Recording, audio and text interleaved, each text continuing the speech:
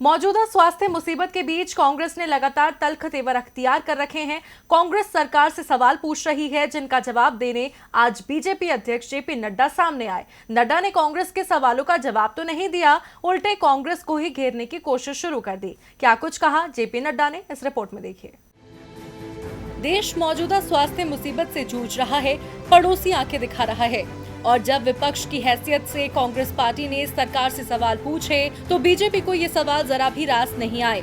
सवालों का जवाब देने की बजाय बीजेपी प्रदेश अध्यक्ष जेपी नड्डा कांग्रेस को ही कटघरे में खड़ा करते नजर आए।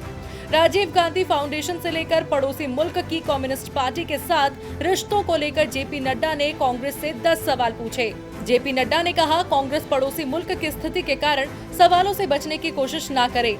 सीमा पर जवानों की तैनाती और मोदी सरकार के नेतृत्व में देश की सुरक्षा का हवाला देते हुए जेपी नड्डा ने कांग्रेस से पूछा, कांग्रेस बताए उन्होंने सत्ता में रहते क्या क्या काम किए। राजीव गांधी फाउंडेशन पर सवाल उठाते हुए नड्डा ने कहा कि कांग्रेस सरकार में वित्त मंत्री रहे पी चिदम्बरम को ये स्वीकारना होगा कि देश के अहित में फाउंडेशन नियम की अवहेलना करते हुए फंड लिया। साथ ही जेपी नड्डा ने सवाल पूछा, आखिर फाउंडेशन का पड़ोसी मुल्क से क्या रिश्ता है और फाउंडेशन का पैसा प्राइवेट ट्रस्ट में क्यों लगाया गया। साथ ही फाउंडेशन की ऑडिट जांच कैग से कराने पर कांग्रेस की आपत्ति को लेकर भी जेपी नड्डा ने सवाल खड़े किए हैं। जेपी नड्डा ने सवाल पूछा कि आरसीईपी का हिस्सा बनने की क्या जरूरत थी और पड़ोसी देश के साथ हमारा व्यापार घाटा करीब 36 गुना कैसे बढ़ा। अब जेपी नड्डा तो कांग्रेस से सवाल पूछ रहे हैं और कांग्रेस से सवाल पूछकर ही बीजेपी 2014 और फिर 2019 में सत्ता में आई थी।